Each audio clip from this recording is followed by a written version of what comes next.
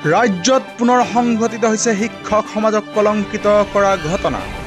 এইবাৰ ৰাজ্যখনৰ এখন প্ৰাথমিক বিদ্যালয়ৰ এজন প্ৰধান শিক্ষকৰ বিৰুদ্ধে অভিযোগ উত্থাপিত হৈছে তেওঁৰই নিজৰ ভাই বোৱাৰীকক ধৰ্ষণ কৰাৰ অপচেষ্টা চলোৱাৰ। আৰু এই অভিযোগ উত্থাপিত হৈছে কামৰূপ জিলাৰ ছয়গাঁও খণ্ড প্ৰাথমিক শিক্ষা বিষয়াৰ কাৰ্যালয়ৰ অধীনস্থ 1284 নং চৌধুৰীপাৰা প্ৰাথমিক বিদ্যালয়ৰ প্ৰধান শিক্ষক মীৰ হুছেইনৰ বিৰুদ্ধে। অভিযোগ অনুসৰি যোৱা 31 অক্টোবৰৰ নিশা মীৰ হুছেইনে তেখেতৰে নিজৰ ভাই বোৱাৰীয়েকক স্বামী ঘৰত নথকাৰ সুযোগ লৈ চলাইছিল ধৰ্ষণৰ অপচেষ্টা আৰু পিছত মহিলাগৰাকীয়ে চিঞৰ বাখৰ কৰাত তথা আত্মীয় আহি পোৱাত পলাই যায় অভিযুক্ত শিক্ষক মীৰ হুছেইন।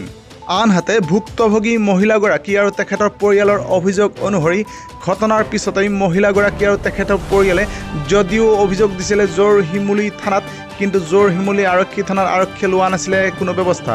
অৱশ্যে তাৰ পিছত ছয়গাঁও আৰক্ষী থানাৰ ভাৰপ্ৰাপ্ত আৰক্ষী বিষয়া ভাস্কৰ মল্ল পাটোৱাৰীয়ে পঞ্জীয়ন কৰিছে এক অভিযোগ আৰু অব্যাহত ৰাখিছে তদন্ত। কিন্তু এই মুহূৰ্ত পৰ্যন্ত ছুটিত থকাৰ অচিলালৈ পলাই আছে অভিযুক্ত শিক্ষক মীৰ হুছেইন। যোৱা 31 তাৰিখ 10 মাহ 2024 তাৰিখ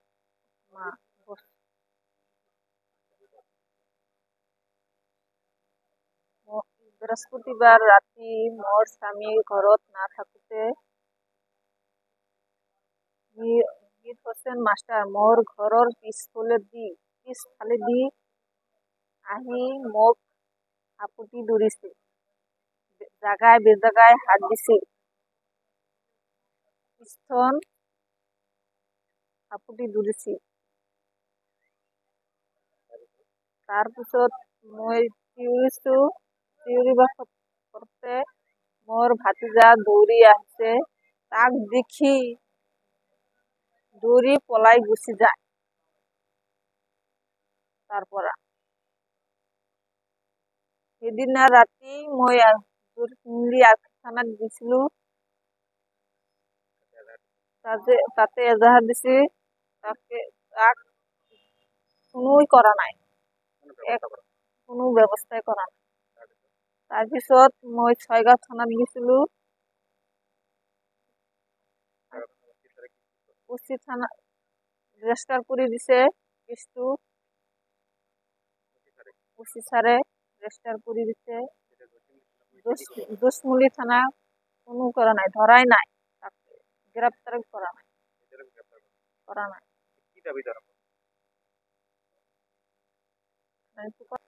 অসমৰ মুখ্যমন্ত্ৰী ডাঙৰীয়া আৰু জিতু সিং ডাঙৰীয়া, মই অনুৰোধ জনাইছো যে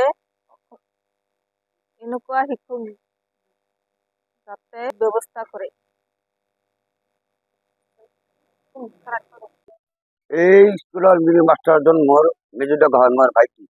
তাৰ তলত গোটেইকেইটা সৰু জাকিৰ হুছেইন বুলি মোৰ ভাইটি হয়। তাৰ মানে ফাৰ্ষ্টত বিয়াটো কৰাইছিল, ডাঙৰ বোৱাৰীটো মানে সি ফচলাই ইয়াত তাৰ পৰা মানে ভাত চাৰা কৰি পেলালে। তাৰপিছত আকৌ সি নেক্সট ইয়াতে বিয়া পাত কৰি বিয়া কৰাৰ পিছত আকৌ লাহে লাহে ফচলাই মাজে মাজে হঠাৎ তাৰ পইচা হাত জাতি থাকে, তাৰ বেয়া কথা কৈ থাকে। কোৱাৰ পিছত মোক মানে ক'লা যে এনে কথা, দাদা এই মাষ্টৰ যে মনে বেয়া কথা কৈ থাকে, পইচা টকা পইচা সাজি থাকে। মই তাৰপিছত এইটো মই গম পাই মানে তাক মই ইংগিত দিলোঁ। ইংগিত দিয়াৰ পিছতে কেইদিনমান মানে অলপ দমন ধৰি থাকিল। তাৰপিছত আকৌ এইবাৰ এই 15-20 দিন মান হয়, বেছি হৈছে, 1 মাহ হৈ গৈছে আর কি। 1 মাহ আগত সি মানে মঙ্গলবার বার আসি আমার ভাইটি জাকির হুছেইনে সন্তুলিত বাজাৰত গৈছিল। ৰাতি 9টা বজাত এই ঘৰৰ পিছফালে দি আহি ঘৰৰ সন্মুখত আহি মানে তাক বুকু সাবটি ধৰিছে আৰু বেয়া কথা কৈছে। মানে তেতিয়া মানে সেই চিঞৰ বাখৰি কৰা অৱস্থাত ময়ো ঘৰত নাছিলো। মোৰ ঘৰত আমাৰ ছোৱালী আছিল, আমাৰ ছোৱালীজনে দৌৰি যাই কেনে চিঞৰ বাখৰ শুনি ধৰি যোৱাৰ পিছত মিৰু মাষ্টৰ ঘৰৰ পৰা গুচি ঘৰত সোমাই গৈছে। সোমাই যোৱাৰ পিছত তাৰপিছত মানে হাল্লা চিল্লা হৈ গ'ল। আমি তাৰপিছত থানাত যাই এই বোৱাৰীজন লৈ আমাৰ জাকিৰ হুছেইনে কেছটো দাখিল কৰিছে। না ধৰ্ষণ কৰা নাই, এজাহাৰত মানে ধৰ্ষণ কৰোঁ বুলি মানে করছিল আর কি, করা নাই।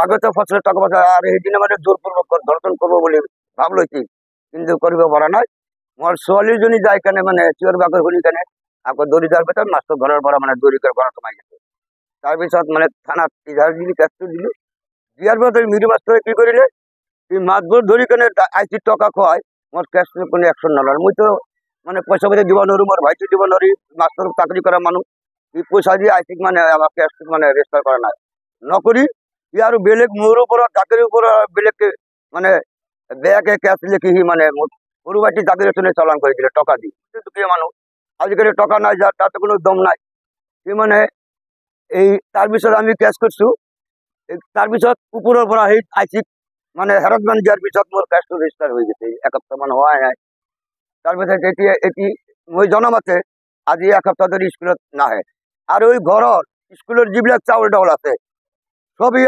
বৰ্তমানে আমি দেখাই দিব পাৰিম এই ঘৰত লৈ কেনে আধা চাউলখিনি এই ভাত বনাই কেনে পুখুৰীত মানে মাছ দি খুৱাই থাকে ইটো সাক্ষী আমাৰ ঘৰৰ চাৰিবোৰে সকলো মানুহ আমি নিজে দিব পাৰিম ঘৰৰ মানুহ মই এতিয়াও চাউল ডাউল ঘৰত আছে হয় নহয় ঘৰত সোমাইছে চাওঁ আমাৰ উচিত এই হিচাপ বিচাৰটো দিব লাগিব এইটো আপোনালোকৰ চৰকাৰৰ মানুহৰ আগত আমাৰ এই আবেদন নিবেদন উচিত হিচাপ বিচাৰ মোৰ লাগে এইখিনি মোৰ কথা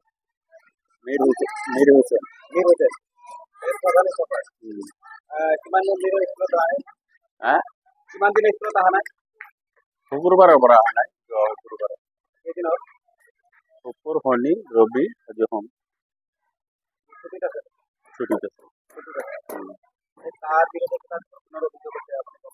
নাই গম নাপায় মেডিকেলত যোৱা বুলি